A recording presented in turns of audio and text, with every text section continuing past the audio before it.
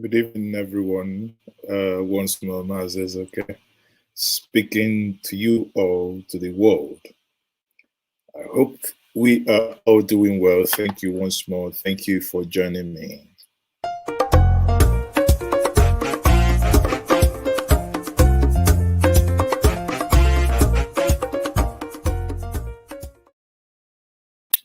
So once more, good evening, welcome back. Mazes, okay, speaking to us. Today, the Thursday, 24th of June, 2021. How are we doing? I hope we are doing all right. So as usual, today I want to do some analysis. And as usual, I hope you're going to stick with me. If you're seeing my face, my black face, and my bearded face, if you're seeing it for the first time, kindly subscribe to this platform. Click on the bell notification. I think some of you that basically just joined me now, about 35 of you, 37, 38, 39. Okay, just join me now means you've had your notification on. So the moment I come on, you can be one of the first to join the conversation. So I say thank you for joining me. If you haven't subscribed, kindly do. If you have, this program is normally interactive. So I'll plead with you to make use of the comment section. Either you use the comment section for super chats or you use it for comments, to let me know what you think as we progress. It will interest you to note that today, President Muhammad Buhari, the President of the Federal Republic of Nigeria, and probably also the incoming President of UAR. Somebody reminded me the other day that UAR could be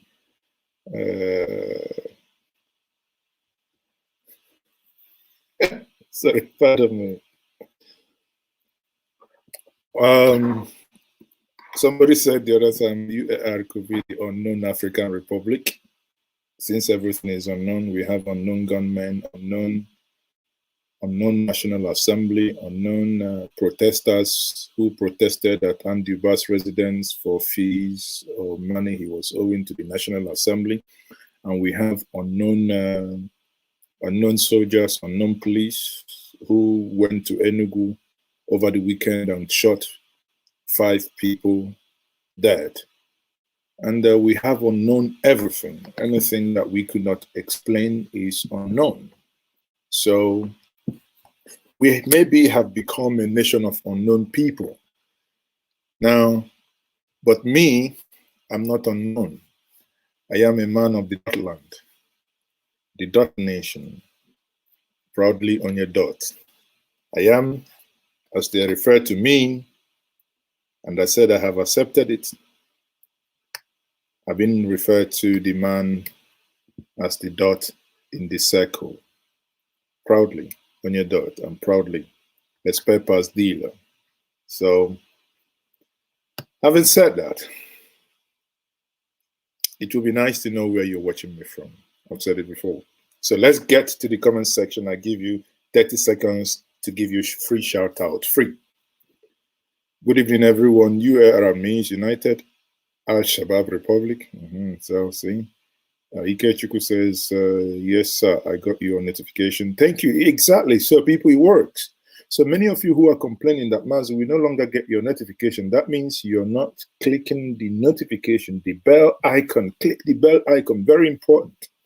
You have to click the bell icon. So, whenever I come on, the bell icon will tell you that Mazu is here.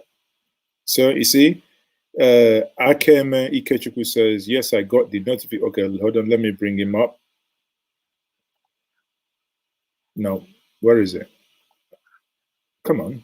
Akeme says, yes, sir, I got the notification and I had to quickly join in. You see, that's it. That's how you, I think you've earned yourself, Akeme, you've earned yourself a free t-shirt, Njenje t-shirt. We'll find a way. If eventually we'll find your location, if you're not an unknown person, we would get you one. See, that's how you know fans. So good evening, everyone. Once more here, I have people watching from Paris. I have people watching from all over the world. From Berlin. I came from Berlin. Schönen guten Abend. Wie geht's euch? Wie ist Berlin heute?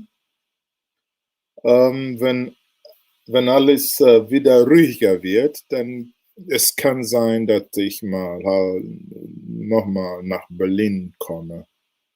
So, Kite Hitchcock, wow, what a name, says he's watching from the United Kingdom. Now, this is for people watching from the United Kingdom. Your president is coming once more for your president is coming for medical treatment tomorrow. Coincidentally, there is going to be a global what's it called again? A global protest being organized by so many groups that is going to happen tomorrow in the United Kingdom. I've been told that protest will see people will be marching to number 10 Downing Street. So they will be going there. I think Ohanese UK is involved in that protest. You know, it's called London Mega Peaceful Rally. So it's going to be starting tomorrow 9 a.m. to 5 p.m. So we are making arrangements. We are making arrangements to see that we here at Njenje Media that we cover that protest. You know, so we will be trying our best tomorrow to see if we can get you live footage of that protest, straight and live and direct from the United Kingdom. So having said that, let me, for benefit of those of you, I mean, this is not a paid advert, but it's in-house. We can do this on our own. So this is to say this protest is happening tomorrow. That is what it's called. See, that's here. It's called London Mega Peaceful Rally.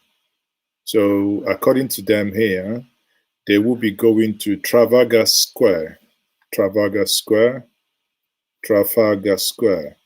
visit to British Parliament, number 10 Downing Street, US Embassy, Nigerian High Commission, Commonwealth Headquarters, EU Embassies in London, and Archbishop of Canterbury. That one's with me.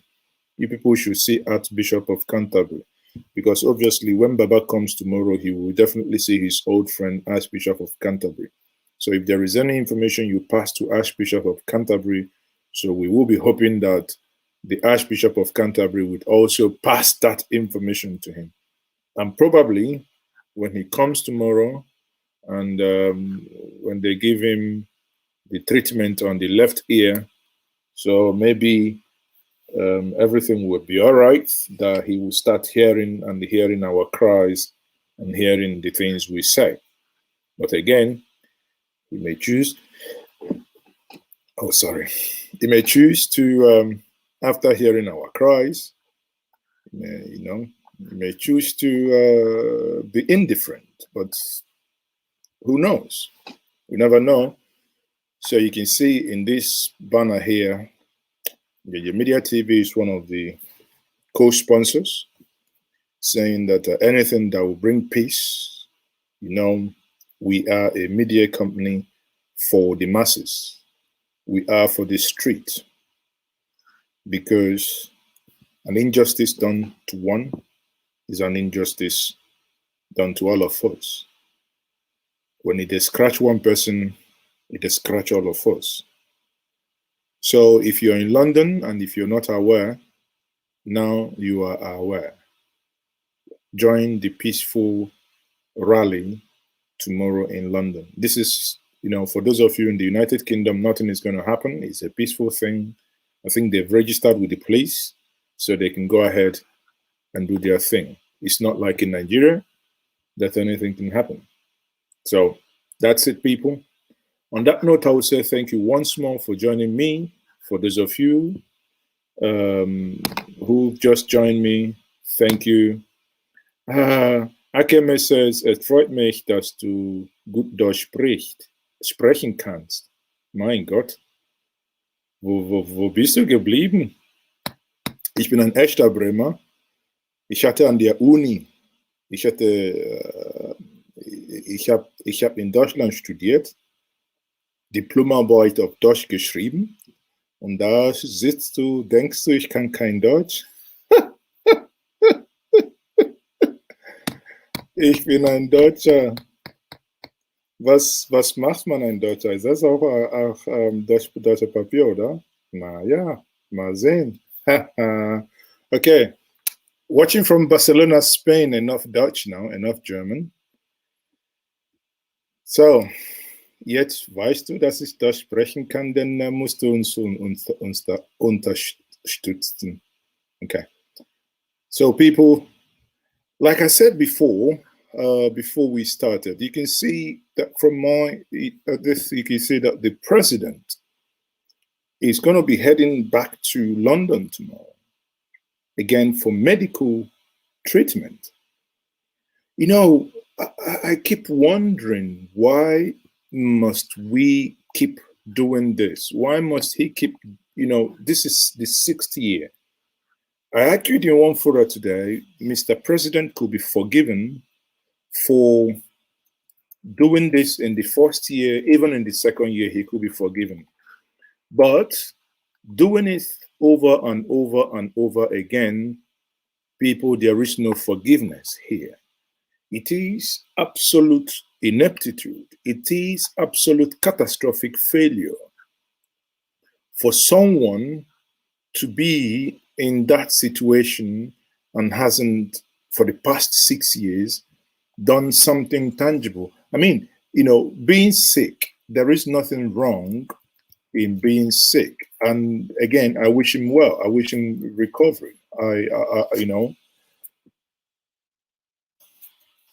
But being sick is just like me now. Listen, let's take hypothetically, I'm in a position of power. I could build hospitals if I want. And I've been given Nigeria. Okay, let's say not Nigeria. I've been given Anambra State to govern. You've elected me as my state governor, as your state governor. And I'm not able to make sure that the Nnamdi Azikiwe teaching hospital functions very well. I've not been able to make sure that we have the best facility, if not for anything, to take care of me. That will mean that those monies that I would need to spend flying abroad would be, will be saved. But I would somehow be much interested in, obviously, I'm struggling here to be, how do I say it?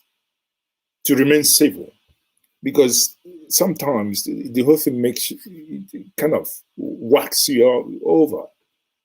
And someone made this comment today when we were discussing, say, why is Buhari going back to London? And this comment cracked me up. That's why I kept it, to say that President Buhari has given so many and too many interviews, and the injections that they gave him the last time he was in London, that they've all worn out too quickly. So he needs a top-up in London, and that's why he has come to London. When I read that, I felt like, oh, they are, Nigerians, you guys can be something else. I read this, I say, some of you won't make heaven, even if you try. You won't make heaven because of some of the comments you come up with. There is no way you make heaven by treating your president in this language you understand. Oh, what did I just say? Sorry. And you treated your president in a language you understand. But it would have been better if you put that language that he understands. Maybe our good friend Asukwa can do that better. Put it in a cartoon. I think that cartoon is a much better language that he understands. Oh dear. Again, Tell me in the comments section, why do you think it is right for him to still be going to London 6 years later? You know, personally, I think rather than go to London, I would probably want him to get those British doctors to come and treat him. I mean, it will still pay, but at least it gives some semblance of national pride. It gives some semblance of national pride if you allow, because nobody will know. He will still be in Nasarok, you know. Now he has spoken, you know, let's say the doctors came, they gave him an injection and they boost his energy. So he gave so many interviews. You know, we are all dealing with all the interviews, dealing with them in a language they understand, where he's the dot in the circle. So by the time we are running around dealing with all the fallout of these and things, so he can still be there 2 weeks incommunicado. Nobody, after all, anything happens, he doesn't visit anywhere, he doesn't do anything.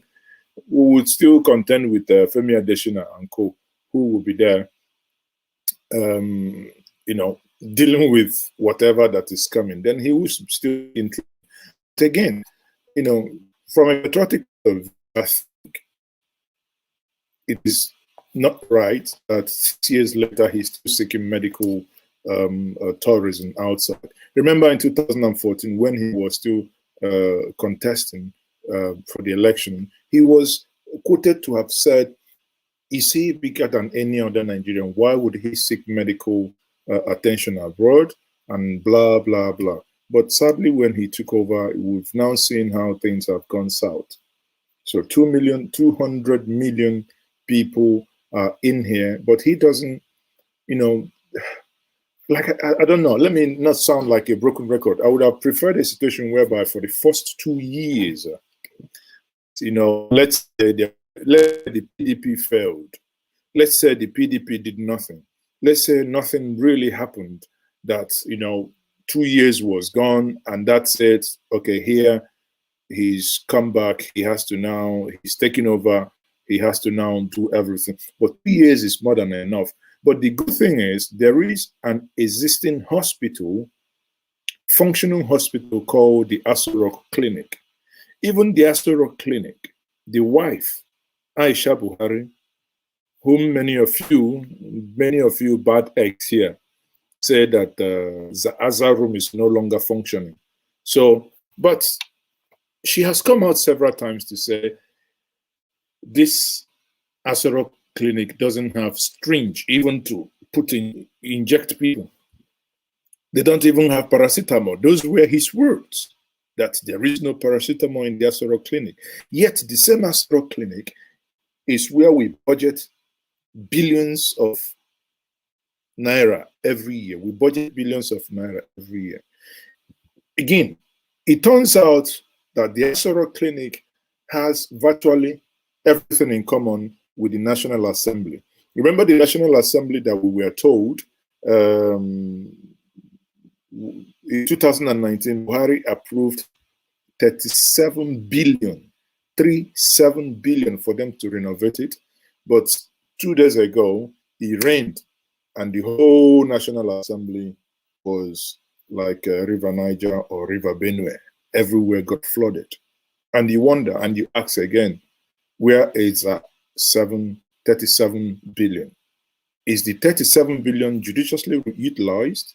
Who was the contractor? But again, if you ask all these questions and demand answers, the best reaction will now be, oh, leave him, he's a 5%. Oh, leave him, he's a spare parts dealer. Oh, his comment doesn't matter, he's a dot in the circle. Yes, and I say, I'm proudly dotted. I am proudly dotted, if that be the case. But sadly, he's going to go somewhere. And you think that one is not enough. Then you hear your Minister of Information say that those of you, because I don't want to include myself, so those of you who are using VPN to access Twitter, that you should stop. That if you use VPN to access Twitter, that it exposes you. You think I'm kidding?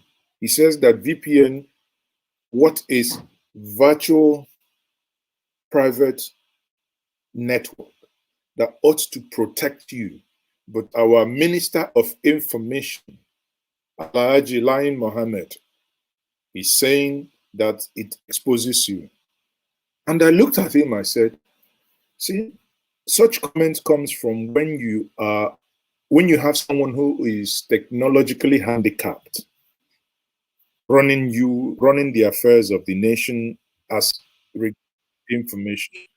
Basically, if it were when people like Dakunyalo was alive, what you might expect her to do in this case would be to say, sorry, Nigerians, I have no information to give you. But here we are, we have a minister supposedly of information that ought to be technologically savvy. At least, if not, he should understand the fundamentals of these technologies. But this is where what your minister said. Twitter because Twitter became a platform of choice for those that want to bring down this country.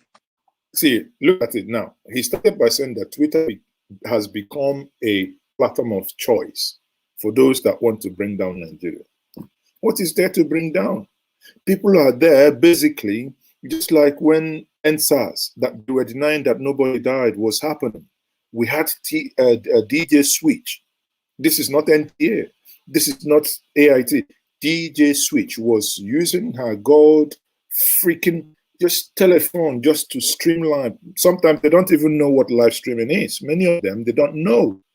But this girl was streaming, and there is a level of manipulation you can't. Now that Mazi is speaking to you, if I do now, this is live. I can't fake it. It is there. Nto means into, and I'm actually saying in actual sense, nto. Huh? So when you hear men like this say that it has become a platform of choice, then you ask yourself, if without agreeing, without considering to the fact, if someone is trying to use the platform to destabilize Nigeria, where is your intelligence? Where is your intelligence unit? If you find out that this is actually true, what do you do? Do you ban it? Why do you throw the baby with the bathwater? What happens to, for you to go and say, guys, this is happening? Have you ever engaged Twitter? Have you ever? Because you don't even know the right questions to answer. Look at the team that they assembled to go and engage Twitter. You see Lair Mohamed, you see Fashola, you see all of you. What do you understand about micro-blogging? Get your grandchildren to understand this. You, honestly, there are times you get let your aides engage, not you people. If you want, what you should have actually done by now is for Twitter, for the National Assembly, maybe Committee on Information Technology, if there is anything like that, I do not know off my head, to invite them. This happens. Senate or the, these companies can be summoned. Then you have a chat with them. You tell them, here, this is where we have challenges. Remember when there was election issue with Cambridge Analytica. Of course, we're invited by the British Parliament. You sit down, they drill you, they ask you questions. How did you get involved? How did you get into campaign manipulations? But again, the same people, the same entity that benefited from Twitter, are using it as a disinformation tool against the previous government are, maybe it is a case of he who goes, how do I translate that? He who cuts neck doesn't allow others to go at the back with knife, isn't it? My argument remains, if there are people who were using Twitter to destabilize the nation, for Christ's sake, get the information and evidence together. Let those accounts be shut down. That's what serious people do. No one in their right senses, no one in their right senses will support that such platforms will be used for things that are, against certain norms. Then you deal with it. It's the same way when we have this convolution of, when we talk about, we'll get to that when I get to the point of Ogumi. We'll get to the point of, in our failure to tackle crime, you see crimes being labeled with ethnic labels. Oh, Fulani herdsmen. Oh, killer herdsmen. Oh, bandit. Oh, unknown gunmen. Oh, this, that. If we had stayed in the realm of this is a crime, with it now, irrespective of who is involved, everybody's seeing it black and white, then there is no need to be bringing in the ethnic attachment. Ethnic attachment comes in when we fail to deal with the actual issue. Remember when someone like, what's it called? This guy from Nnewi, Evans, was caught in Lagos. There was no one thought about Evans being Igbo. Oh, it was Igbo bandit. Oh, it was Igbo kidnapper. No. Everybody, even every Igbo person that I knew, including myself, said, please, let the punishment be now and swift. Let the punishment be now, even public, myself. Even the dad, when I think channels went to interview the dad was alarmed. And the dad was also calling for the judgment to be now and swift. No one came out to defend and gave reasons. Oh, maybe because while he was growing up, he was neglected. So therefore, he was this. No one protected him. But our inability to deal with these things now and swift is what leads to this we'll now see. So let's continue listening to the minister here. If any other platform does it, we would suspend the operations too. Because sorry, but that's one thing I don't like about this. Let me replay this again. Let me start afresh. How can our Minister of Information say that if any other platform does the same thing? Minister, have you been to Facebook lately? You see all manner of rubbish being posted in Facebook. Has Facebook been banned? You see, I hate it when an adult like you, Minister, begin to say, oh, the reason why we banned Twitter has nothing to do with deleting President Muhammad Buhari's tweet. Mr. Honorable, why should I put Honorable Minister? Mr. Minister, for Christ's sake. Are you telling us the truth? The reason why you did that is because they did not register as a company in Nigeria. Nigeria today has moved, as a government, have moved away from Twitter and they have gone to Koo, K-O-O. That is an Indian micro blogging platform. That's where the federal government of Nigeria has migrated to. Now, let us do simple exercise. Please go to CAC today. Now I'm speaking to you. This is verifying for information. Go to CAC today. Is Koo registered in Nigeria? The answer is no. Is Facebook registered in Nigeria? The answer is no. Is Instagram registered in Nigeria? The answer is no. So if these other microblogging platforms are not registered in Nigeria, is WhatsApp registered in Nigeria? And a lot of rubbish. You wake up, people are saying, oh, there is war here. Oh, war. All these things nonsense are shared on WhatsApp. You don't see that way. So your argument, just own up that your ego, the president's ego was bruised. Oh, who on earth? Who is that boy? Probably they thought it's one of the, in their brains, maybe they thought it's one of the dot in the circle boys that is is managing Twitter. Maybe. Or imagine, for instance, if Twitter had had an office in Nigeria, imagine how it would have been. DSS, Nigerian Air Force, military, Boy Scout, Boys Brigade, everybody would have marched straight into Twitter's office. All their laptop and computers, what are they looking for?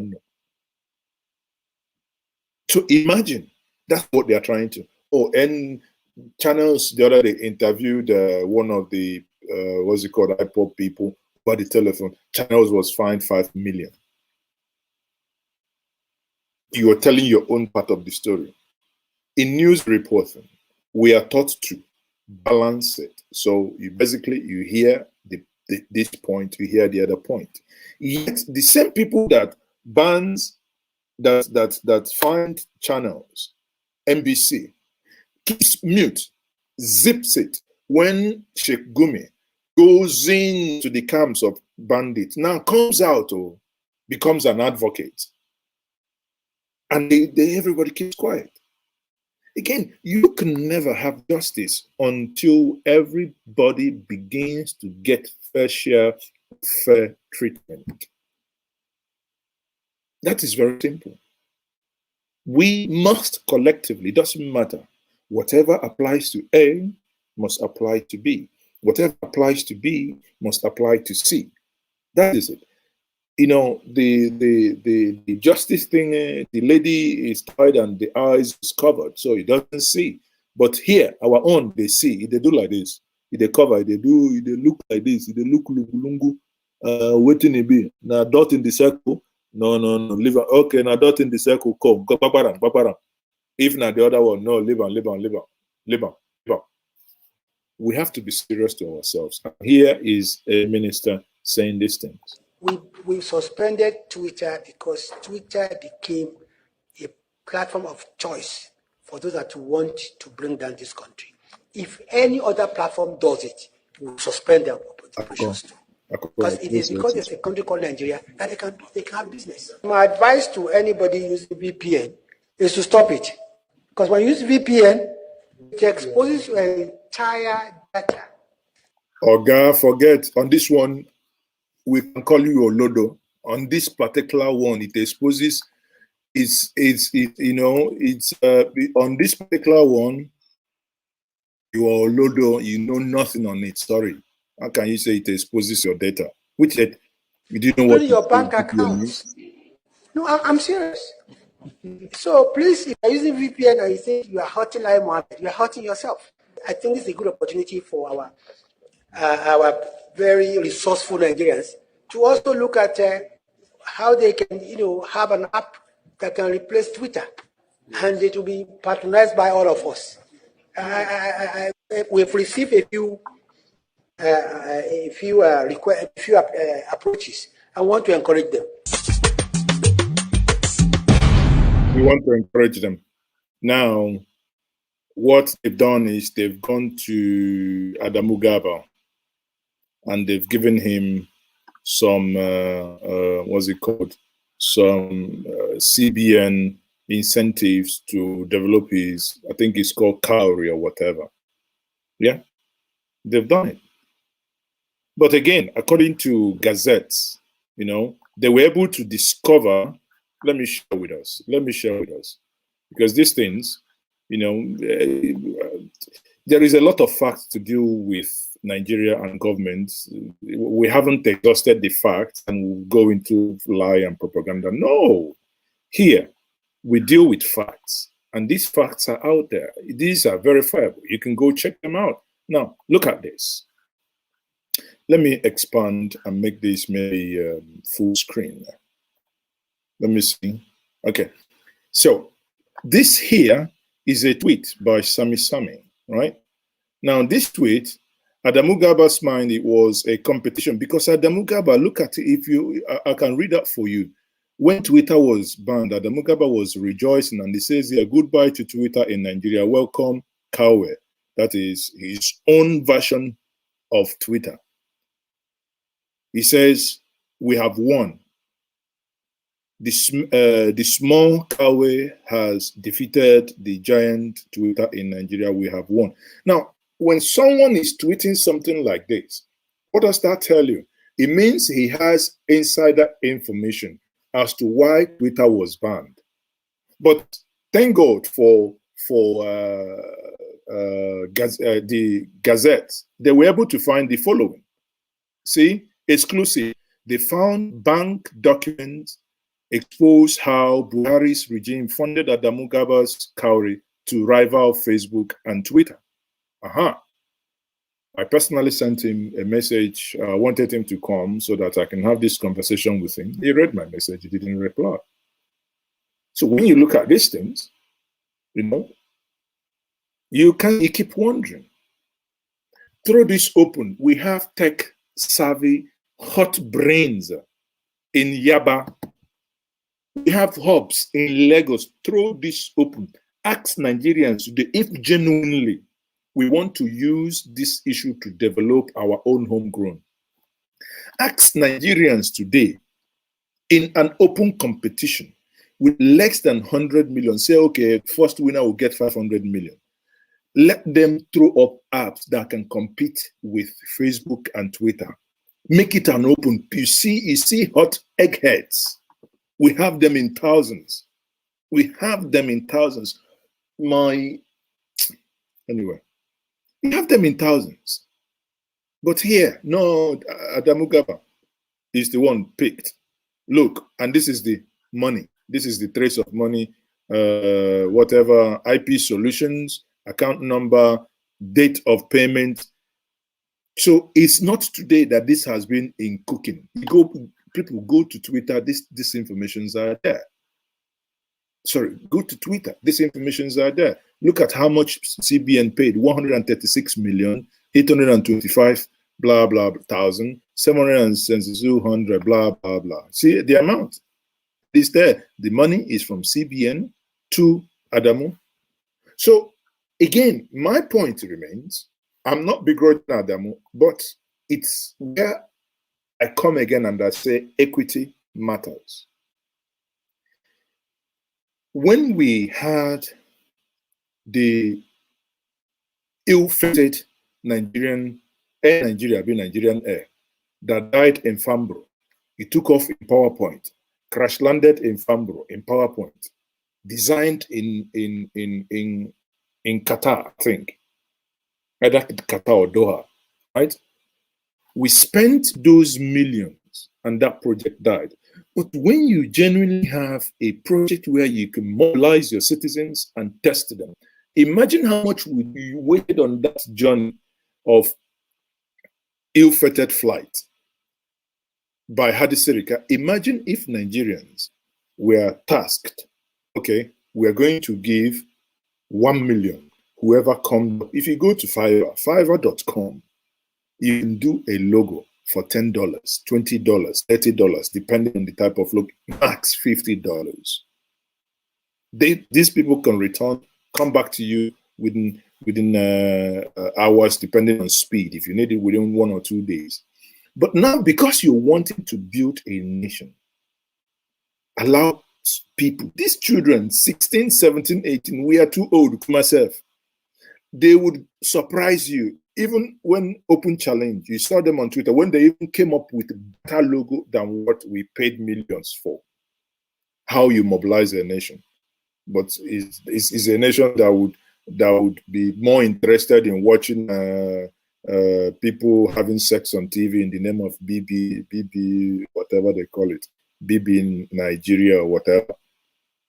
But when you need to mobilize a people, you keep missing that opportunity.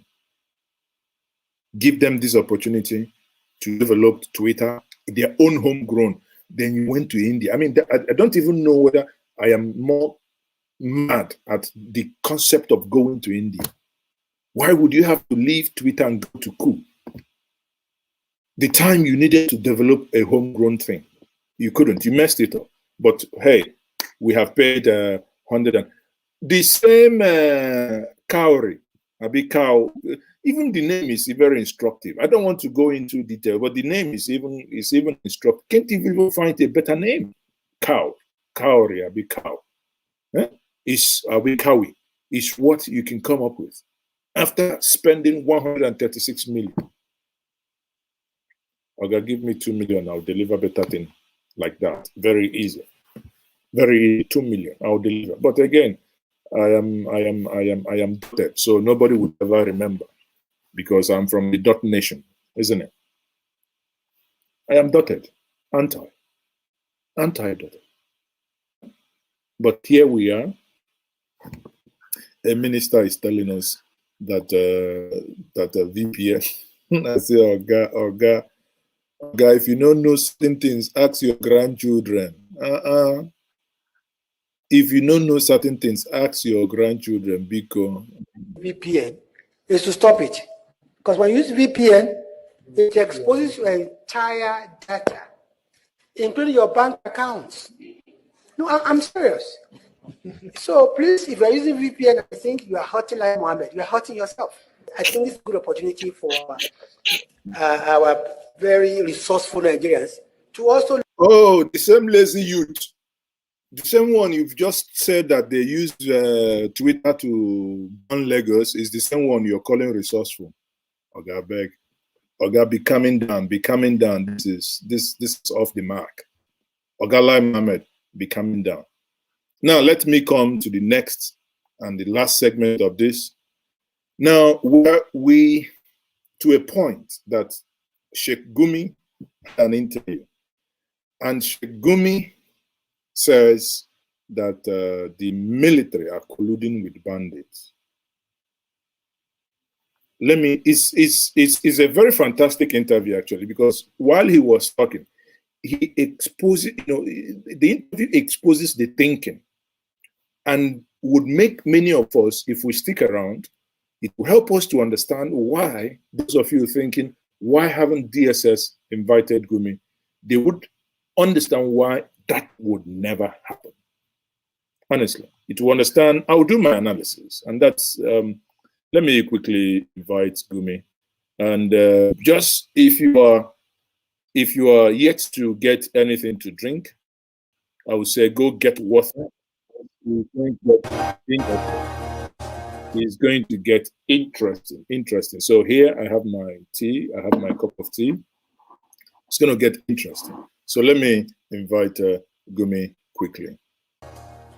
Efforts by some states in northern Nigeria to implement safe schools initiatives by beefing up security in educational institutions have not worked, as the abduction of school pupils and students in the region has ballooned into a lucrative criminal enterprise. As a result, the education sector is facing a crisis, with no solution in sight to stem the harm this could portend for millions of children in a section of the country. One person who has come up with an unorthodox approach. So before we continue, thank you once more for those of you who've joined me for the first time. If you are new here, that's me. My name is okay, please, and this is Njenje Media TV. You can always, for your verified news, head to our newspaper web blog page called njenjemedia.com.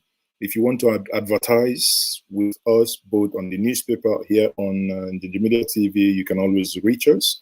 And if you haven't subscribed to this platform, please do.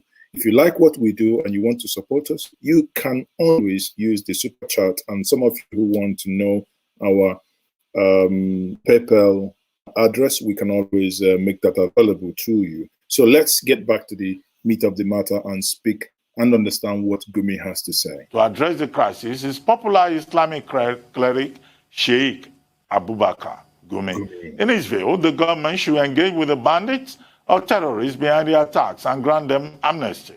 Naturally, his suggestion has been decried by many Nigerians and security experts who believe a concerted security approach to wipe out the attackers is the best solution.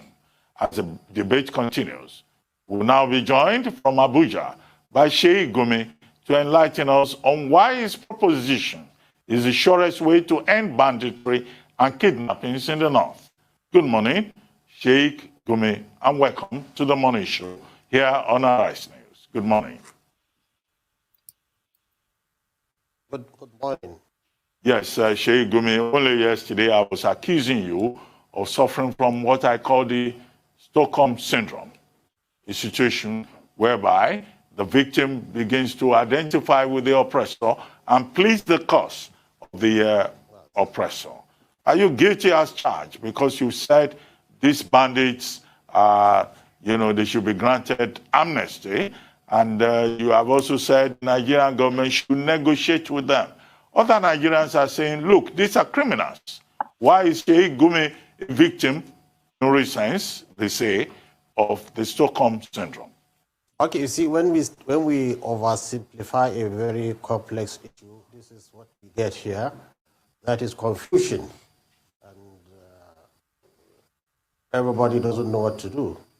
I can see there is really disorder in our reaction to this banditry. What we call banditry, actually, when you cross the ISIL and go to the other side, you find that Nigeria is fighting a tribal war.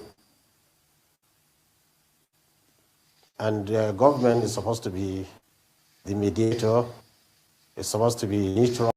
Did you hear that? In the words of Sheikh Gumi, in the words of Sheikh Gumi, I do and I have every reason to believe that this statement goes beyond Sheikh Gumi, that Nigeria is fighting a tribal war. I didn't make it up. I didn't say this. If we begin to connect the dot, again, dot in the middle, but if we begin to connect the dot, it will start making sense. Let's continue. It's not supposed to say sides. So the moment the government takes sides, it becomes part of the conflict. And this is what I saw in Zamfara State, in Niger State, and other states. This is a tribal war going on, and with the government taking one side. Repeat that again, tribal war. So I realized that if you can cross to the other side, listen to their grievances, and understand their agitations, the government can easily, in a very short time, cure this problem we are having. When you say these bandits are committing crime, yes, I agree they are committing crime. They're killing people, they're kidnapping, they're raping, they're doing all sorts of atrocities. But have you for once go to the onsite to see the kind of atrocities that is also committed against them? Okay, you see this. Have you for once gone to the side of the bandits and understand the atrocities being committed to them? Now, break it down. Which region in this nation that does not have grievance? Which ethnic nationality in Nigeria today does not have grievance? Now tell me, who has gone to them to ask them, why are you actually agitating?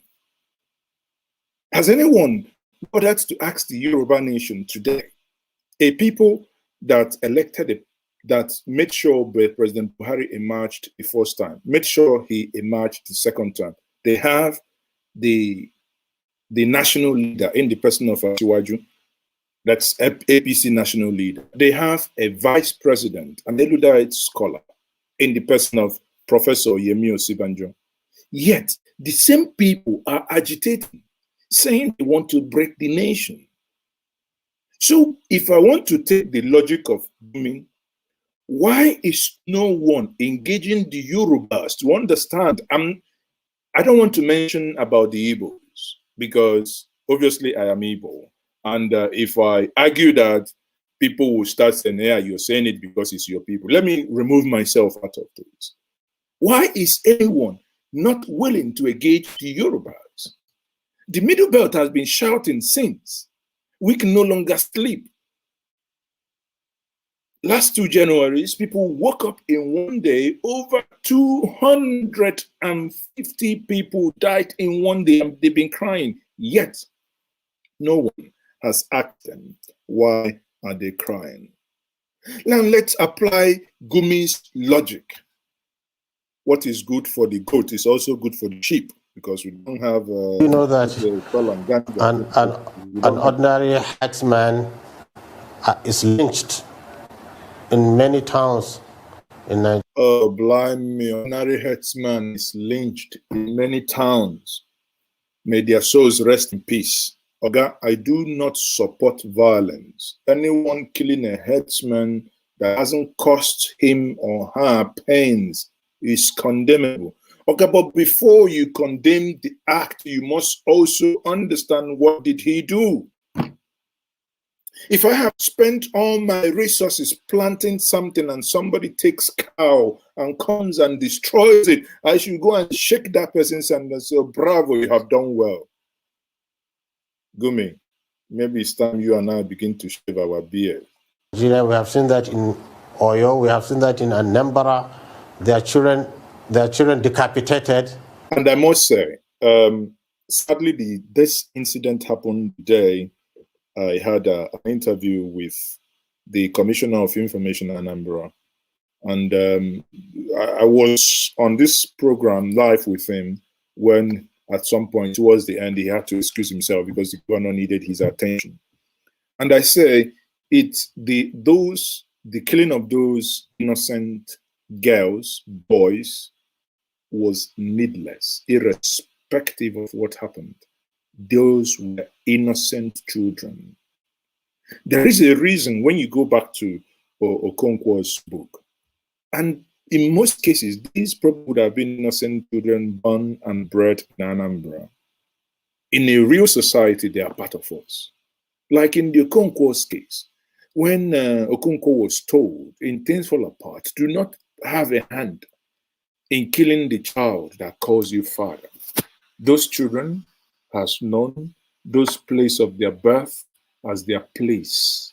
So no matter, many of you will disagree, but I think as a humanist, that killing remains in my lexicon condemned and stands so. Having said that, that's where it stops. But the destruction of crops, no way. Gumi, I disagree. We have seen that in many regions of Nigeria. People don't look at that too. So I think there should be well-meaning Nigerians that should stay neutral in these tribal wars. It is very unfortunate. Pay attention. The third time he's using a tribal war. The third time. Again, in communication, I do not see this, honestly, I'm paying great attention. I do not see this as a flip or that he couldn't see another word.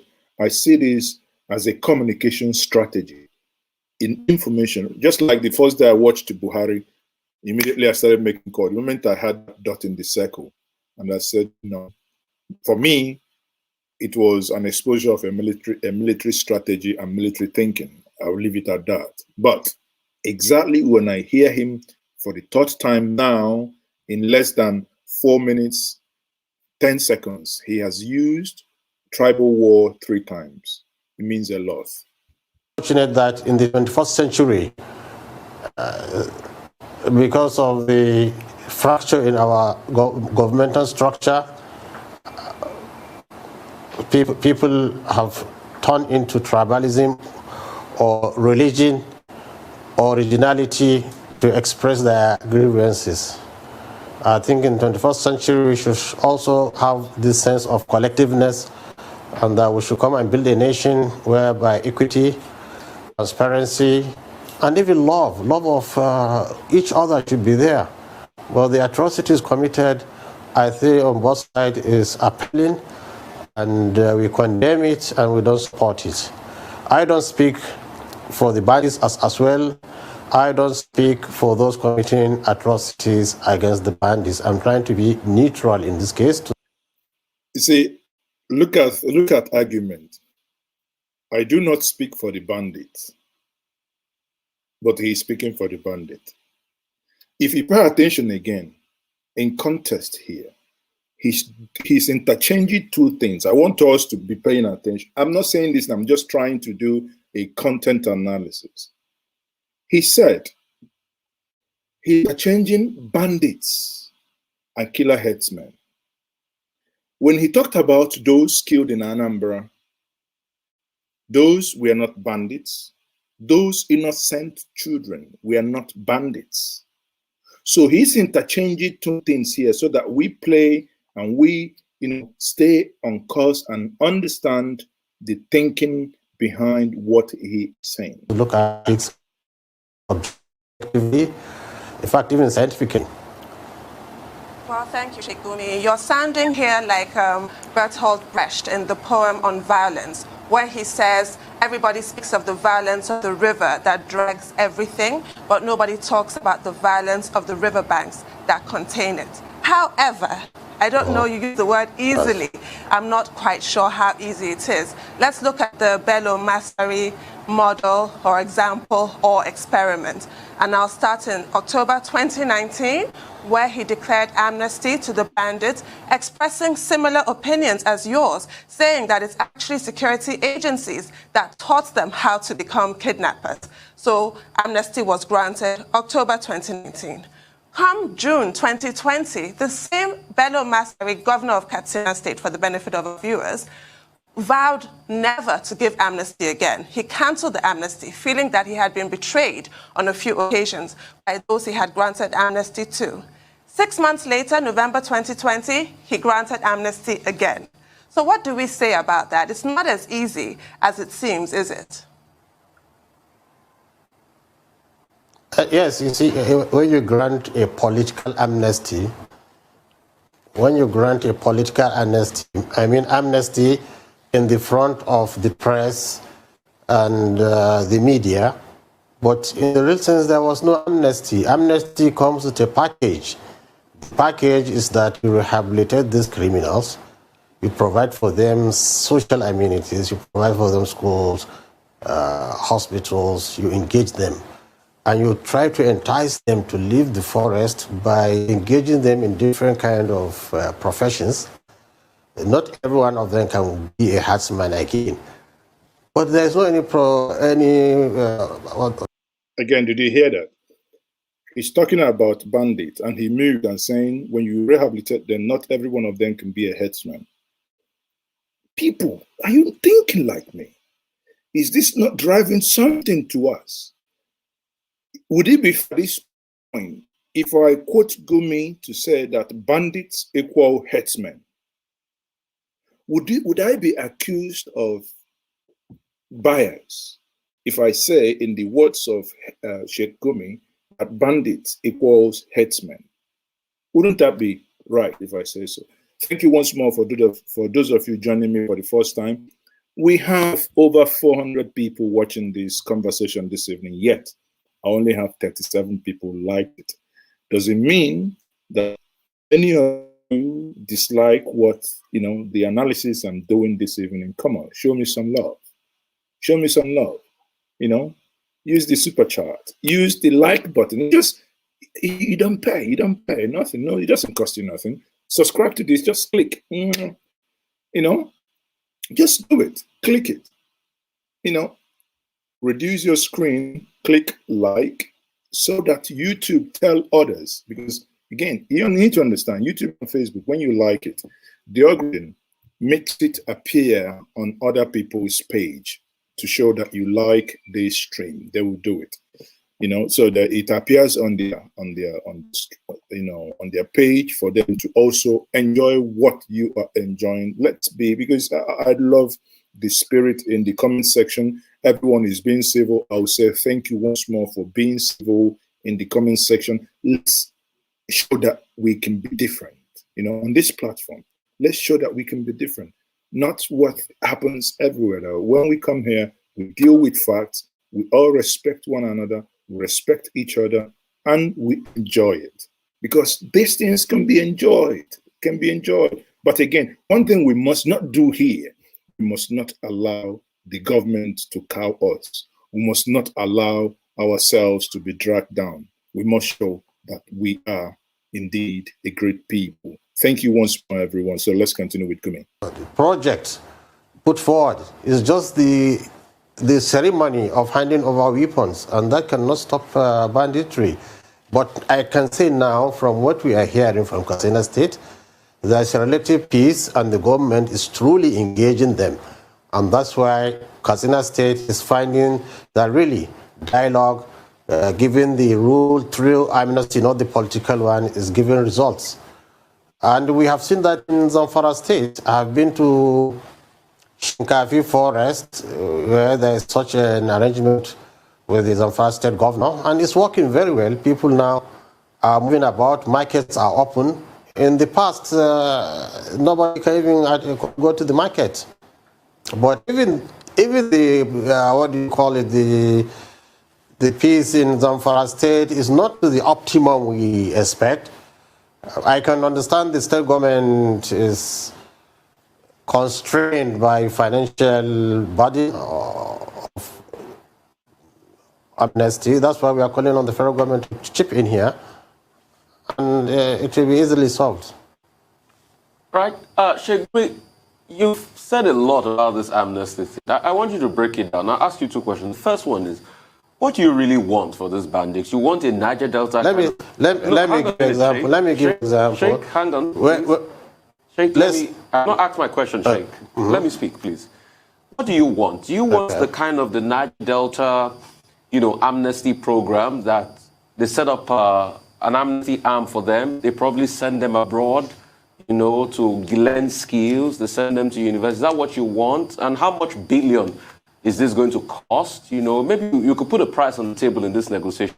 And secondly, Sheikh, you talked about a tribal war going on. And I'd like to know more about that tribal, because I don't know of any. And you said... are you seeing the reason why I like Rufai? He has my thinking pattern. He picks things that every other person ignores. You see, in all this conversation now, he's the one that actually picked this tribal war comment. And oh god. Anyway, let's they go. Kill, herders, in or your area and the likes, and in the southwest. What is this tribal war?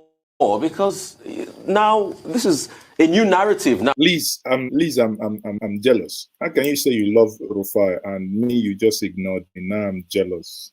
Oh, no. I've never heard you talk about a tribal war before, Sheikh. Now you say there's a tribal war. So tell me more about this tribal war. And how much do these bandits really want? In billions, How much? Is it Niger Delta kind of amnesty? What do they want? Let's hear it. Okay, let's break down your questions. Let's start with the amnesty. The Niger Delta example, I think we can take example from that. When we were vandalizing the pipelines, which is an umbilical cord for the Nigerian economy, the nation came into negotiation with them, and they are even giving the pipelines to God. And for a period of relative period of peace we had, Nigeria was having its oil supply continuous.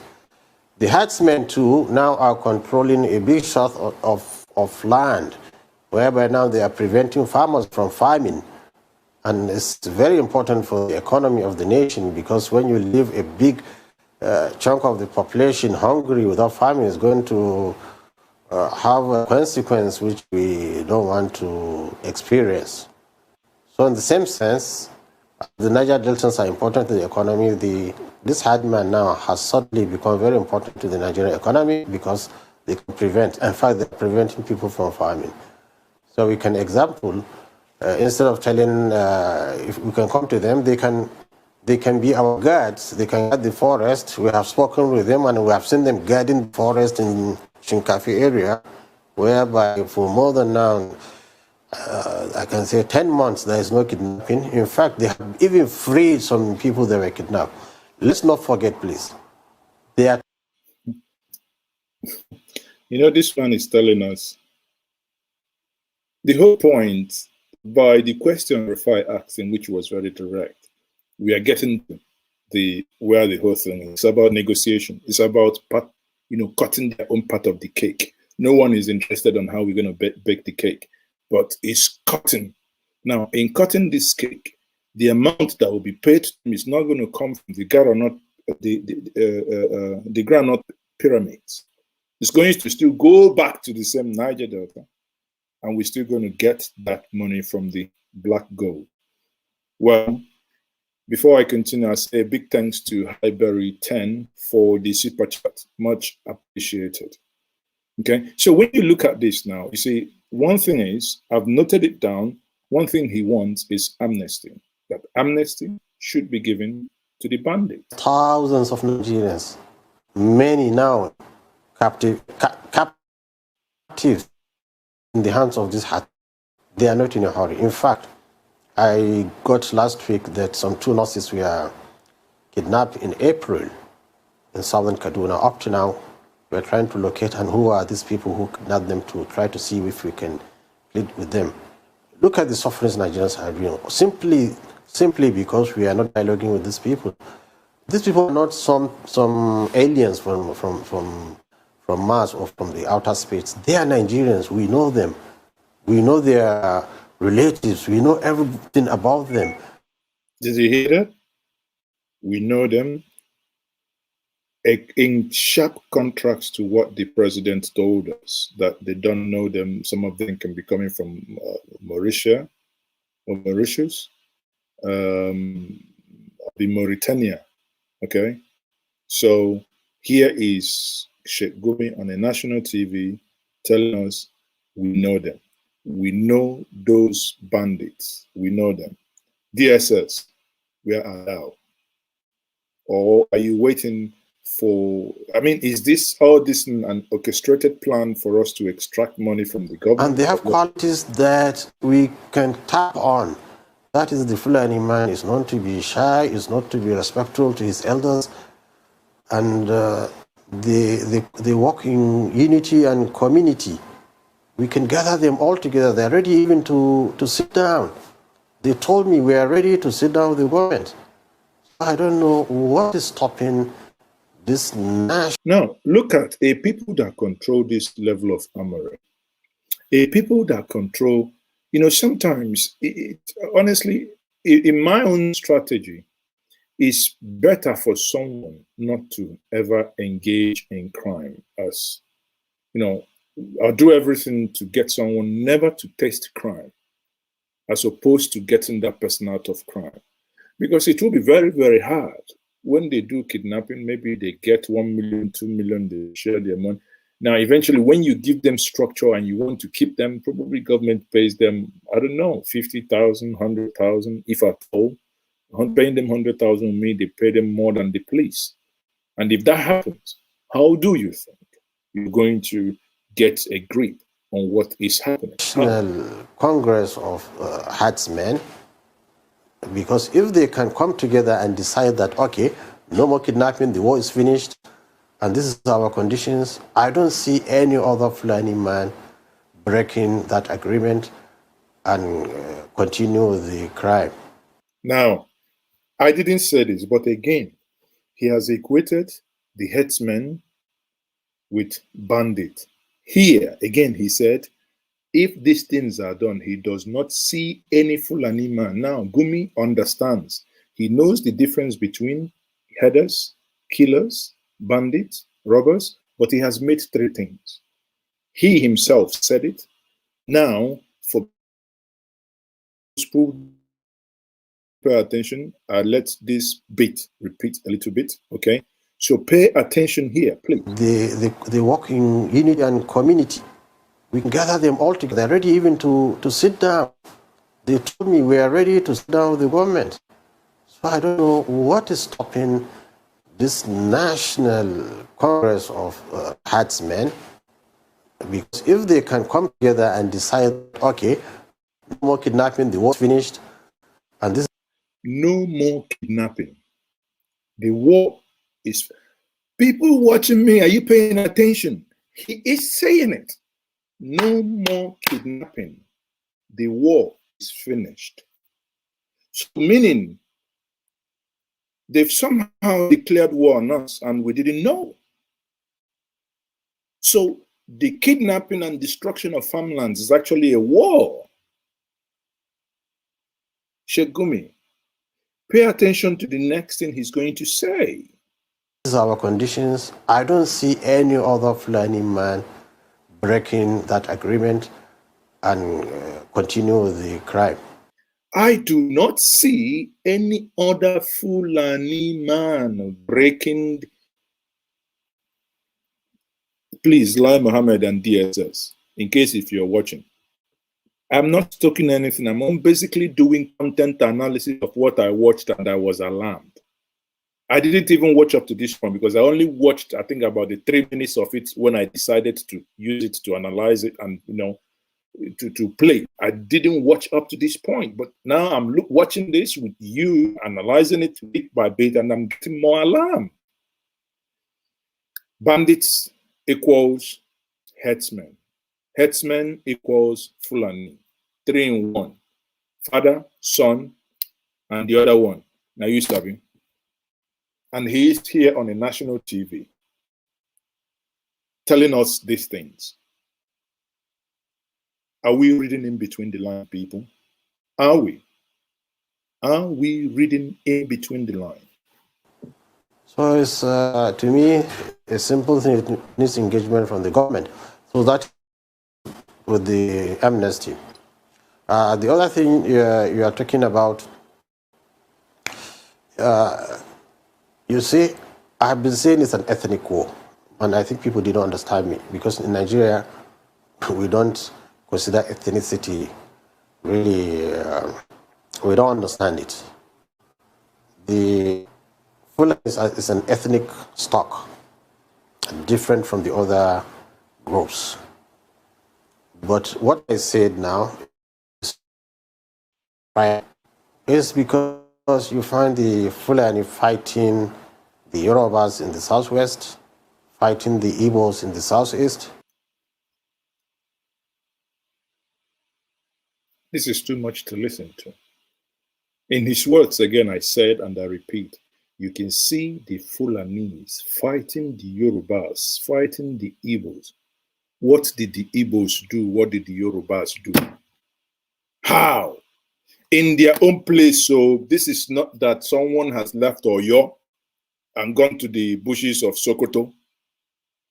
In their own place, people, share this video, like it, share this video. We must understand this analysis, people. I beg you, share this video. You owe it a duty to your people. We must understand what is happening.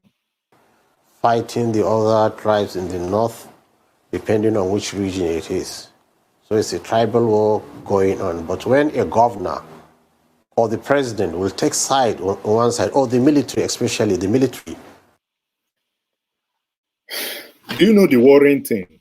Like I said before, I haven't listened to up to this point. I listened to about 3 minutes. The worrying thing I was expecting, if it was, I was expecting him before he moved on to say the Igbos, no, the Fulanis fighting the Igbos, fighting the Yorubas, fighting other people in the north, and the Igbos fighting the Fulanis, then I would have, you know, he would, but at least he has a sense of balance. He has a sense of fairness here to accept that the Yorubas never fought anybody.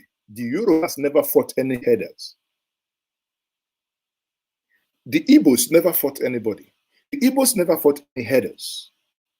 Neither did the Jaws, the Efik, the Shekiri, the Middle Belt. They never fought anybody, in his own words. I repeat and I play back again, please, so that we understand clearly what is going on. I've been saying it's an ethnic war. And I think people didn't understand me because in Nigeria, we don't consider ethnicity really, we don't understand it.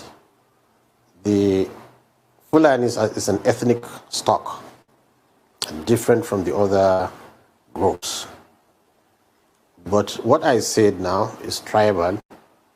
It's because you find the Fulani fighting the Yorubas in the southwest, fighting the Igbos in the southeast, fighting the other tribes in the north, depending on which region it is. So it's a tribal war going on. But when a governor or the president will take side on one side, or the military, especially the military, I've been to a Fulani settlement that was ravaged and destroyed by the military. Their huts were burnt. They came to me in Kaduna, they rushed to me saying that this is what happened. And I went there to see with myself. I saw the huts were burnt. They were there for more than 40 years in that region. Someone who has been in a place for 40 years, shouldn't you have settled down? Do you live in a hut for 40 years? Are you guys getting it? The land that you've lived in 40 years, did you buy it? Because I understand that every other sensible Nigerian that moves from Oyo, Kwara, Akibon, anywhere, is, it's either he rents houses or he buys the land and builds his own, because they are builders. They build nations. They build cities. They develop places that they have. I know places where it is the foreigners, so to say, the non-indigens who have come to that community. That's actually, I know one place in Yola, for instance, in Jamaica, where it is a man from Idemili in Anambra State who came that place, who drilled the first borehole that gave water within a community, within his vicinity. But here we are. I'm not saying that the destruction of the huts is approved by me. No, I am against such, drastic action. But again, it's probably the failure of the government of whichever state that happened in not to engage to a point of relocating them, because I think things should be done civil, or rather in a civil manner. What are the military saying? They say we should pack away and go move to the town. Is that how things are done in a civilized society? Exactly. Even if you want to displace? No, but you should pack away. I mean, they should protect you and move your things. You go live with humans. You go live with humans. What are you talking about? You come 40 years, you live in the... People, you build for them where they can transfer themselves to it. You don't just come and burn people's houses with children, crying women. Look at this level of argument. Where they've come, you go build for them. The people living in the towns, who built for them? If we must survive, we must treat every Nigerian equal. If you must build and hand people keys for them to go live because they come from certain area, then if it's good for people who come from a certain area A, it must be good also for people who come from certain area B. It's not selective, and it shouldn't be. Old women, I saw this. So as we are speaking with them, a contingent of military came. A captain with other soldiers and civilian JTF. So I asked the captain, who did this? He said he doesn't know. You don't know? Okay. Are you the one who did it? He said he's not the one who did that burning of huts. So I said, okay, since you are in charge of security here, these are Nigerians too, get their numbers so that if they have any problem, they can call you to protect them. And a very good captain, he in fact donated 5,000 naira to them, and peacefully things were settled. And this is kind of engagement I want to see the military involved in, not just throwing bombs on innocent people, killing innocent people. They are Nigerians too, they need to... Yeah, the ones they throw in Abi Ulili or whatever is called, the Lilia, I can't remember one, between here and between him and Anambra, even to the point of last weekend, Abi. So the ones they throw there are not protected by the same law that gives you power. So about the civilian JTF, and I advised them, why don't you take the herdsmen too, to be part of your team to fight the bad ones? And they are all there ready. In fact, there's a Fulani organization that came to Allah. They said they have more than 7 commanders. Commanders meaning has boys. Boys can, from range of 100 to 300, they are ready. If the military is going to cooperate with them, will put this banditry and this kidnapping to a stop. They are ready. They are Fulanis, they are herdsmen. Why can't we engage them? I cannot understand. So I think the government, the media, and other tribes are taking side in this war. And unfortunately, the Fulani herdsman has nobody to tell his own side of the war. Okay, that's a lie. It is a blatant lie. You cannot come on national TV and tell us that the Fulanis have no one to speak for them. They have the president, they have the security apparatchik speaking for them. They have you speaking for them. Understand it, please, sir. What the whole nation Nigerian is saying is, in 21st century, you can no longer move cows from street. You can no longer match cows and look macheted from Sokoto Zamfara to Oyo or to Ebonyi. Put them in ranches. If you must move them from one state to the other, use trucks. Is that too much to ask? Sometimes, discussing these things just takes so much energy because it takes the same side of the story.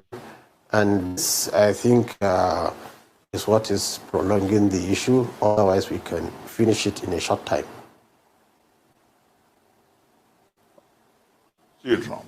I'm not convinced that, you actually answered that question. You sidestepped it. But I'd like to ask you for... Which question is that? Maybe I forgot the question. Yeah, about identifying with the oppressors, with the, those who are causing, mayhem within the country and trying to promote and defend their interests. But I would like, for the purposes of clarification, for you to tell us which group exactly are you, asking the Nigerian government to negotiate with? Is it Boko Haram or Bandits with that label, or the Islamic State of the West African province? And I ask you that question because people have been saying, yes, if you actually mean well as a patriot, that your objective should have been, since you have visited the forest, the Shinkafi forest and all of that, and you know the location of these bandits, that perhaps your interest should have been to lead Nigerian security agencies to the location of these criminals and to help hand them over so that they can face justice. But in this case, you are not defending the Nigerian state, you are defending the bandits. No, this is the oversimplification of a complex matter. How? You see, Shekau has been causing menace in the country for more than 10 years, and the military could not kill him. But the ISWAP, a splinter group from Boko Haram, were able to eliminate him. So is the case with the herdsmen. We can use them to suppress the criminals among them. On the sea logic, we can use herdsmen to suppress the criminals amongst them. We'll continue. In the same way, and we all know at a point the Boko Haram wants a dialogue with the Nigerian government. In fact, they are even suggesting the present president to be the man they trust that can negotiate well for them at a point. And the former president, Olusegun Obasanjo, has tried also to broker peace with the Boko Haram. But he didn't get the cooperation of the government then.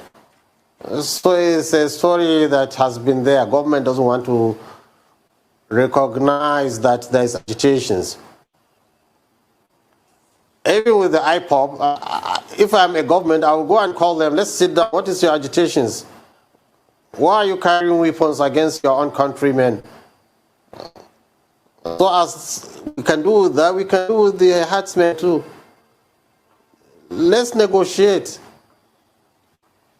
Shekumi, and the difference with the herdsmen is that they are ready. They are ready. They are ready. They have told us we're ready to sit down. Even if we had the latest release by these people that kidnapped the federal government college students, I saw things which maybe only experts know here. That the herdsmen now are slowly becoming radicalized in a terrorist form, I mean religiously, and this is a bad omen for the herdsmen. Remember where we started? We had 3 planks, according to what he said. He started with bandits, moved into herdsmen, and moved into Fulani herdsmen. 3 planks. Now, and he's saying that they are becoming radicalized. So if you move these 3 planks and match them together, you're getting to somewhere. And that is being radicalized. To the point that he himself is also concerned. Because when a criminal will come out reading religious texts, trying to justify what he's doing, then such people are even more difficult to convince. And I've been warning, I've been saying this. Let's go and get them before the evil forces, capture them. Right, Sheikh Gumi, but surely it's a false equivalence to bring up IPOB and the Niger Delta because they were not kidnapping school children. The unspeakable cruelty to children, defenseless children, shows such a deep depravity. And these are the people that you're suggesting that society should just embrace. You've even said.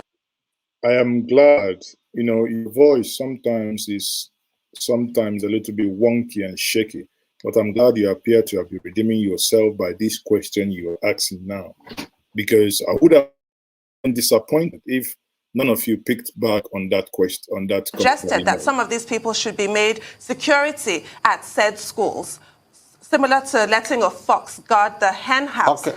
And we all know, may I finish, let me explain to you. Let me explain to you that. Let me explain to you.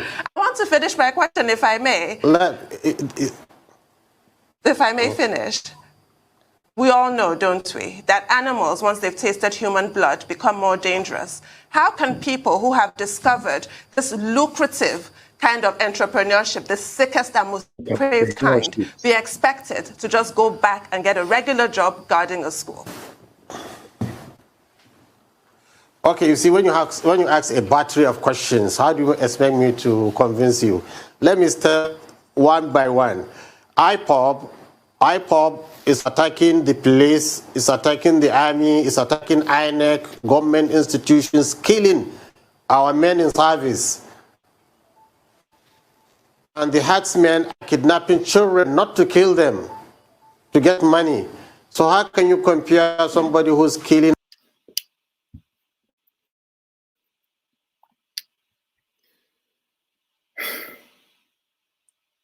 Nigeria is so sick,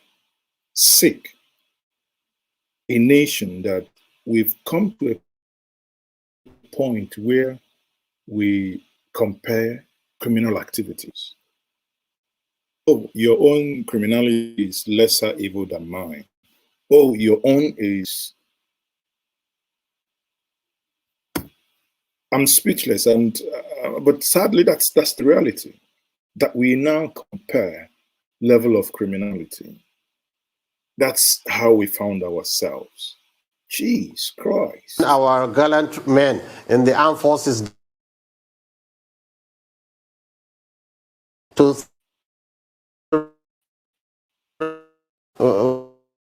have to with some fairness in what we are doing. Someone is, you see, the brazen justification that only you kidnap children and it just to get money. No one is talking about how many of those children they rape. Jesus, this is sick, real sick. Students and when we say herdsmen, look, herdsmen. Students were murdered. Let's finish. There, by literal studies in universities, they say there is 9.5 million nomadics, pastoralists, and herdsmen in the forest. So when you have a few thousands are kidnapping, you can't generalize and say all. Jesus, some few thousands. Some few thousands are kidnapping. How many? It's just like when I've said here on several times, burning of police station remains, in my estimation, condemned. I don't care who does it. I do not care who does it. It remains condemned.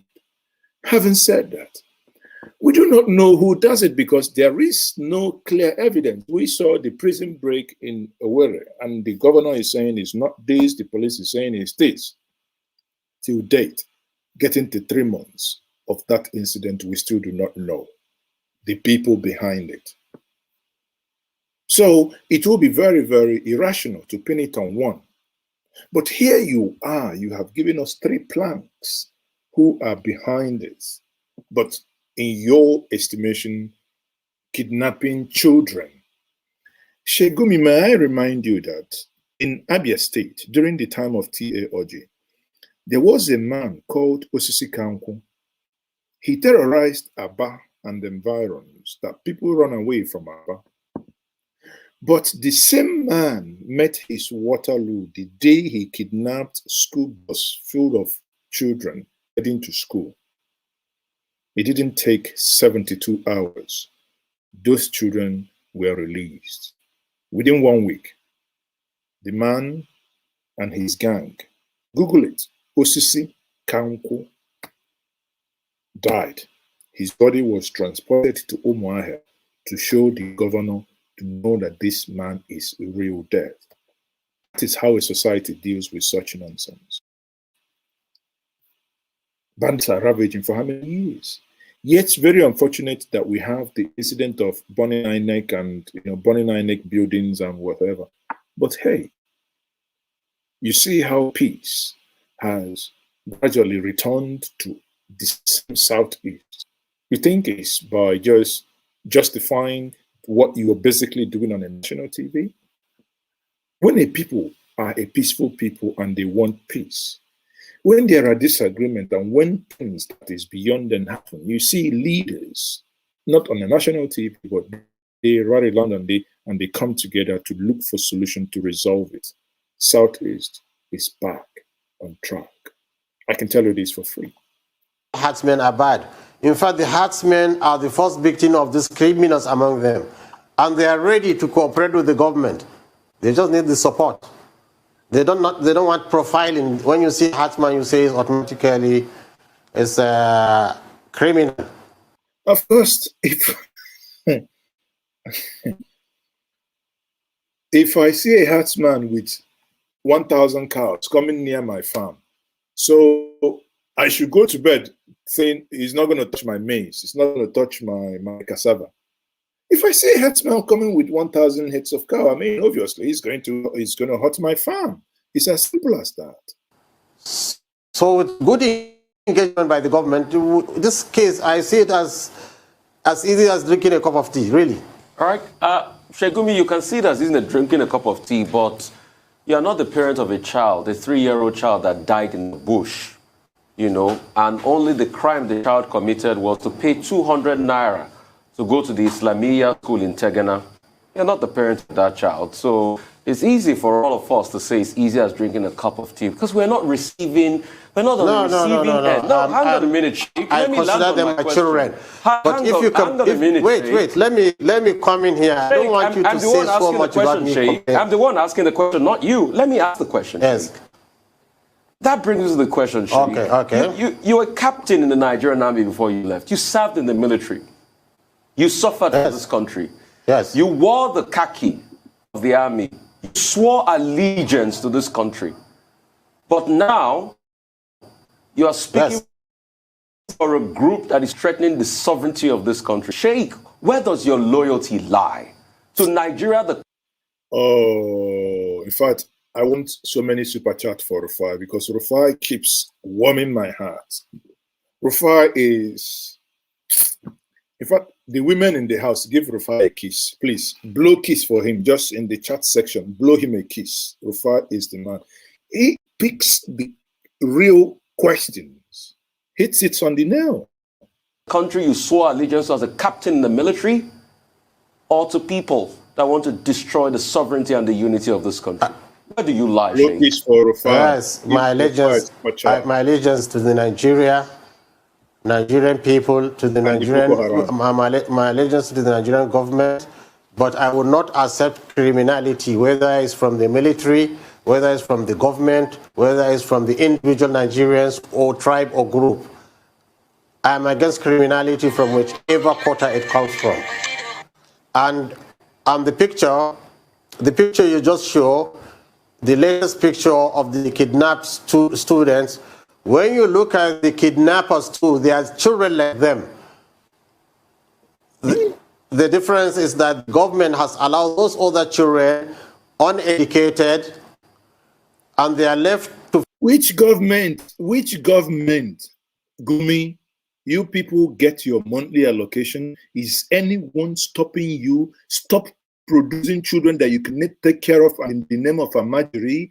Control your libido, for Christ's sake. Somebody must say it at some point. We cannot continue this way. You can't. You produce children and there they go kidnapping people, and you're telling us, yeah, they are children too. Nobody sent them to school. Men like you are the problem. Fed for themselves, to buy weapons to protect themselves, to buy weapons to terrorize the nation. Why is their own school? Why are they not in school? Look at them. They are all children of the same age. So this is what I'm saying. Let's go into the bush. Get these boys out of this criminality. Build school for them. Embrace them as Nigerians. Show them the bad ways they are doing. We should not allow evil forces to take over our own people. This is what we are saying. Well, Sheikh, I get your point. But the question people are asking is that as a man who once swore to defend the integrity of Nigeria, why are you, in terms of your peace-building, peacemaking efforts, concentrating only on one part of the country? Why have you not visited the East? Okay. Where people also have issues. Yes. Very good. Why have you not visited Ibarakpa local government in the southwest part of the country? That's the first question. The second one is, could you enlighten us about your collaboration with President Olusegun Obasanjo, and how both of you managed to get some of the kidnapped students rescued in one instance? Okay, just this week, we are making arrangements really to go to the southwest, gather the herdsmen, and civilize them on how to live in communities where they are not indigenous there. The arrangement is already completed. It is just unfortunate that we are not able to. The situation in the north is very hot. That's why we are engaged so much in the north, trying to quench the fire. And you know, we're not an authority to say that we have that resources or we that have mobility enough to say we can go around the country. But it's in the pipeline. We want to go to the southeast, get them, civilize them, show them how to behave. And show them how to behave. Someone has been there in the bush for 40 years. Shegumi, you're going there now to show them how to behave.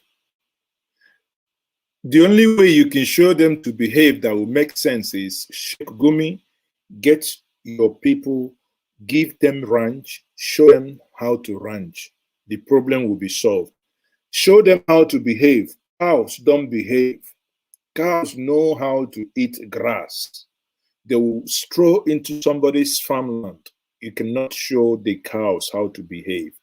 They will keep causing this problem. You cannot show them how to behave. Also how to channel grievances if they have any. It's all in the pipeline. As for Chief Olusegun Obasanjo, actually there is a Fulani leader who gave me some papers in confidence. But unfortunately, a week after that time, he died. So I felt obliged to continue what he started with Chief Olusegun Obasanjo. And it showed me that since 2019, Olusegun Obasanjo is trying to go into the deep root cause of this problem. And that is what I consider a good leader. He doesn't depend on what he hears in the news or what he reads in the papers. He tries to get people, stockholders in the issue, and dig deep and see what is the problem. So they had 2 consecutive meetings with Fulani herdsmen leaders, and I felt that initiative should be continued. And I found the chief very passionate about Nigeria, and he's a peace seeker, and also intelligent, because he's looking at the root cause of issues, not the superficial things we hear in the newspaper. And I think cooperating with him is a great pleasure and honor for me. Right. You made your views about the media quite clear, but I have to quote a media report now that's claiming that you're making efforts to secure the release of the students from Tegina, but that the bandits are adamant that they must have the ransom paid to them. It's been now reduced to 150 million, which goes back to my earlier point that they have tasted blood. They now want cash, the big bucks, essentially. Now, with your idea of amnesty for them and trying a conciliatory approach rather than an aggressive stance, how are we sure that when other disgruntled groups and factions, because let's face it, we've all been sorely provoked by the Nigerian state, when they see results happening for other people, who is to say that they don't start grabbing children themselves? Okay, you see, about the Islamia school, we have reached with them, trying to convince them, but you see, when the political atmosphere is not encouraging peace, when you see the people who are supposed to be neutral, which is the government, is siding with because the ordinary herdsman finds the vigilante as his natural enemy. Because they have been killing them through extrajudicial killings, lynching them, killing them in markets. When they see a governor aligning himself with the vigilante groups, automatically they term the government as an enemy to them. So what we are saying is that government now should look at this as people fighting. It's either fighting between Fulani and the Hausa, Fulani, Nupe, Fulani, Yoruba. They should look at it that way, and they can really break up. Gumi, you haven't answered one. If I was there, one question I would have asked you as a follow-up to what Rufai did, I would have been to ask you, Gumi, I wish I will try to reach you, at which you can urge me to, I can interview you. Probably you will sweat under your boxers for a moment. So I would have picked up, as a follow-up question to ask you, if you're saying all these things, is it just for you to, convince us or to get us to think that you really mean well? Why is it that it is only a people that have issues with the Igbos, have issues with the Kanuris, have issues with the Hausas, have issues with the Yorubas, why is it that is these same people? Why? Why are we not hearing about the Yorubas invading the land of Sokoto? Why are the Yorubas not invading Anambra, invading a Tejon nation? Why? Or rather, why are the Igbos not invading Niger, invading Sokoto, invading Zamfara, invading Benue? Why? These are fundamental questions that I had wished that when you said these things, they would have followed up asking you. Please, because that they can comment immediately. If there's assurances, I'm telling you, these people will release all their captives. Where they camp, one of the herdsmen commanders stood and said, if this peace is serious, then the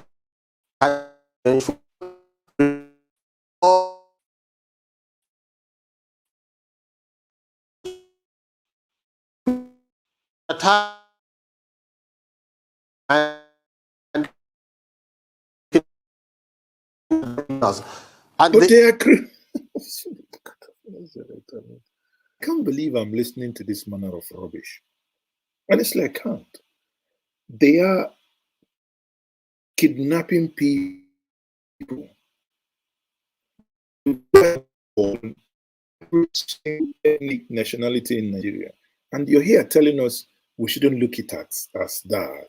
Oh, they're kidnapping people, demanding for millions to be paid to them because of what? Because they want to count money. After counting the money, they will hand the money back. Is it? Come on, Sheikh. They told us, they say we are criminals. Well, we accept we are criminals, but they know what they are doing. Okay. So I think it's time to put a bridge and cross over and see where we can broker peace, release our captives. And they too, they are asking that we have a list of captives with the authorities. If they are released, we are going to release others. Okay. I mean, thank you so much, Sheikh Gumi. I'm happy that you've been able to confirm to us that these bandits still see themselves as criminals, because initially you told us in the media not to call them criminals. So I'm happy you've been able to make that point clear. Again, that's a very excellent point. Well picked up by Rufai there. Rufai, thanks very much for that point.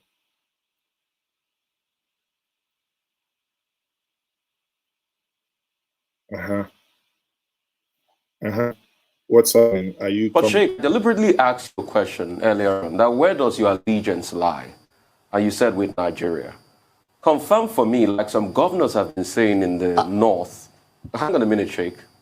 Confirm for me. Loving this guy. Are all these bandits Nigerians? Because some governors are saying there are a lot of foreigners amongst them. And if you say your allegiance lies with Nigerians, and it is true that there are some foreigners, not Nigerians, amongst them, then obviously it looks as though you are defending non-Nigerians against the sovereignty of Nigeria. Exactly. No, you see, I'm not an immigration officer to know who is a Nigerian or not by me looking at him. And I'm not trained to identify Nigerian from non-Nigerians, but the who is in the bush are Nigerians. In fact, most of the times they are cousins. One of them, even his own father, was there. So to us, they are Nigerians. And what I said, I am for Nigeria and for the truth and for the justice. I don't accept extrajudicial killings, whether from the military, whether from the government, whether from the bandits, whether from any Nigerian. I don't accept that. We want peace in this nation. We want the rule of law. We want everything to go through the law process and the due process of law. And no blood should be spilled. And this is what I am standing for. And I know this bandits, if you don't know, they are cooperating with a lot of bad elements in our security system. This is a business. So many people are involved. You'll be so surprised. And I'm still against anybody who is committing against this nation, against humanity. Cooperating with a lot of people in our security system, expatiate on that. So that means you're saying there's complicity? Our security architecture is working with the bandits? Is that what you're saying? Oh, yes. Oh, yes. They were caught in Zamfara. They were caught everywhere. How can these big weapons get across our borders? People, you see, the truth is finally on the table.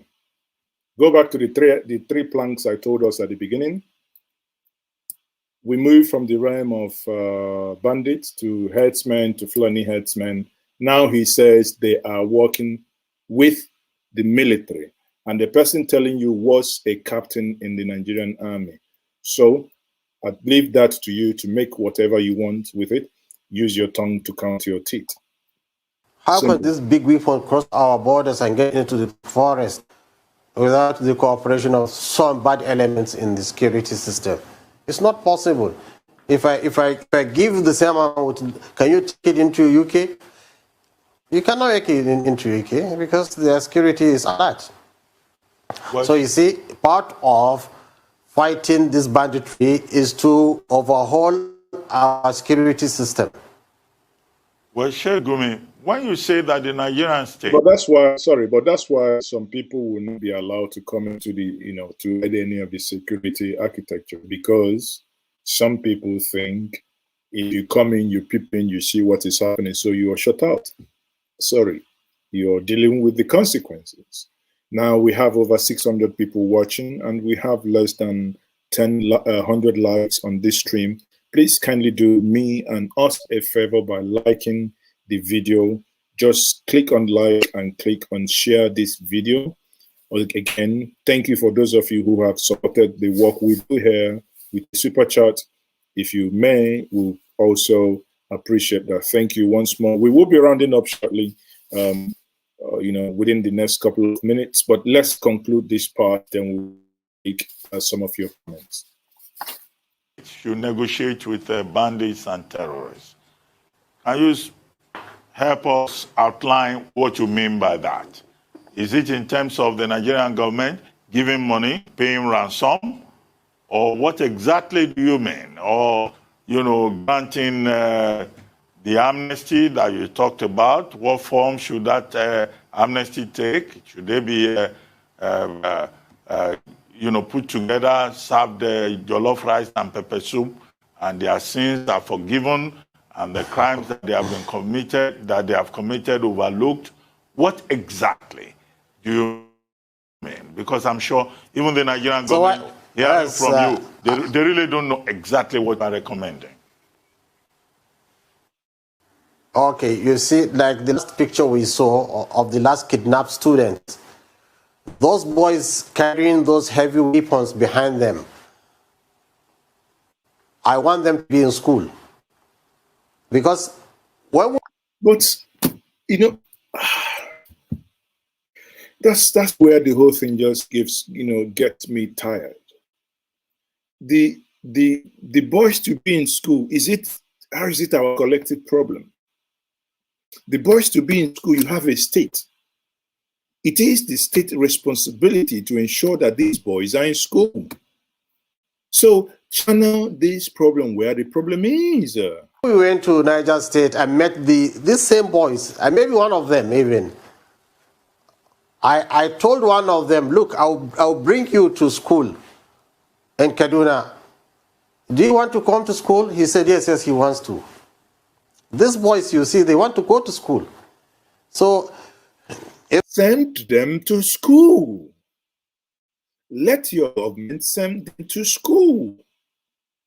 The same people, by your analogy of these three, of this triangle, the bandits, the herdsmen, and the Fulani herdsmen, used to run the government. Send them to school. If you need to build more school, freaking build it. Why is it too much to ask, for Christ's sake? Why? If the government will give me a free hand, I can remove those weapons from them, put them in school. But if I go there and say, bring your weapon alone and remain in the bush, definitely he will get another weapon. And definitely he will kidnap another person. You can't leave a human being so elite. So a person who has kidnapped, raped the victims, collected millions, look at you. You think it's just easy. Oh, come back to Kaduna in school. Then he goes into school and starts reading ABCD. Then he fails maths again, fails maths, and think, this is not working out. Then he's going to stay. Good luck. Great. And this hard time, economic hard time, and expecting to behave well. From where is he getting his morals? From where? Indeed. Well, you've spoken of the tension. What I want the government to engage them. Right. I thought look at their teacher. Sorry, do go ahead. So this is what I want. The amnesty I'm talking about is not dashing money at them at all. This same commander Dogo that took these boys, he gave us his conditions for peace. Number one, he said, if once there is vigilante, he said, I will promise you, but once there is vigilante, I will never agree to any peace agreement. So when we went to the governor, we said, okay, why don't you disband vigilante and... You see, the thing here that they are getting to, it appears because the security apparatus is compromised. The locals who have organized themselves in form of vigilantes and who basically are being terrorized. And obviously, you send a police officer, an army officer, he hasn't lost an uncle, he hasn't lost anybody, and he goes there, he doesn't see these people, the threats they are. Then bring in vigilante, he's lost his father, lost a daughter, lost an uncle, and you bring him, he's not going to be giving you a high five. He's going to come and say, guy, I need to take you out. Turn them into civil defense. Let them have a uniform, let them be trained, let them be seen as vigilantes, because the herdsmen will never agree to do eye to eye with them. Secondly, he said they agree to protect the forest, no any case of kidnap will happen, and that if there is 3 months of peace, then the government should come in and build a hospital for them.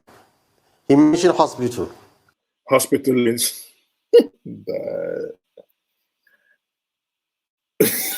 Sorry, I got to laugh. Why is it so... is it not so funny that everyone is talking about how to build a modern city? And what I keep hearing is about go inside the forest, build a hospital, go inside this. Come out now and live with human beings where humans live and pay taxes. Why must it be just going into the cave all the time? Why? Come out and live with humanity.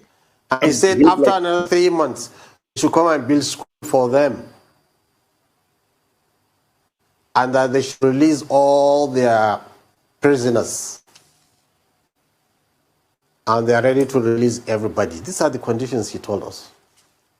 So I don't know why we cannot engage them. They are not like the others that are bent on destroying the Nigerian sovereignty. He's finished defending his people.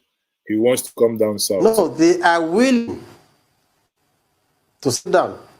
Even this, the latest one here, I've tried to contact the governor and to get a word from him that, look, why don't we arrange and sit down and see and talk to these men to release these children, and that we should see what they want. If schools is what they want, we get schools for them. Because as I'm talking now, in this Gorko area, we are building a school now. And we found that some herdsmen are even coming around the school trying to settle down. So when we ask them, why are you coming to settle down here? They say, we don't want our children to be like us. I want children to be educated. So Nigeria should take this. Let's educate all Nigerians. This kidnapping and terror will come to a knot, inshallah. I think I will never believe I would agree with him on some issues, but I think on this particular one I agree, and I have advocated it many times here, that for us to get a grip, we're not, as a smart people, we shouldn't only be thinking of solving a problem of the day. We must, at the same time, be thinking of solving a futuristic problem. The problem I mean is, as part of the strategy to stop the menace of killer headsmen, be it Fulani or any other person, will be to ensure that the future generations acquire education.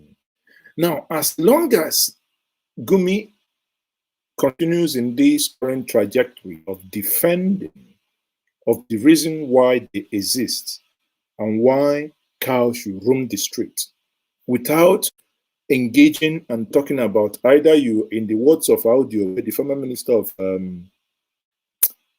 of Agriculture, either we go into cow colony, ranching, or a form of, a place where these heads of cows can stay without disturbing things, where the families and the young children of the herders must be taken care of, where women should be, because mothers, you see, when a woman is educated, a lot of nonsense don't happen. I don't see any educated woman, really busy having 10, maybe 5, 10 children. No, education has a way of liberating the mind. So the education of the adult child, it should be paramount as part of the strategy to make sure that futuristic thinking, that we stop this menace. So where I agree with Gumi in all that he has said is the part that the child and the children of these headers, these bandits, these criminals, must at the same time be trained if we want this problem not to linger. Yes, I agree with that. Well, thank you very much, Sheikh Ahmad Gumi, for this opportunity to have this conversation with you. But personally, I'm not convinced that you have been able to convince Nigerians that your interest is Nigeria and not the North or a particular ethnic. Okay, but there's one thing. Let me tell you one thing. Let me tell you before you closed. I think when you are in Aso Rock, I remember when you were in Aso Rock. You have to call me out, Sheikh. I was saying that both Jonathan and Buhari should not contest. We should have a black page for Nigeria. And now Nigerians are agreeing with me. So now you may not agree with me now, but in the long run, we have to come back to the table and see that we remove these people from the evil forces that have captured them. Anyway, thank you very much. Anyway, on that note, I think I don't want to get into that argument, but I think he might have a point there. But again, who would have been if both men didn't eventually contest? I mean, it wouldn't have made any difference anyway.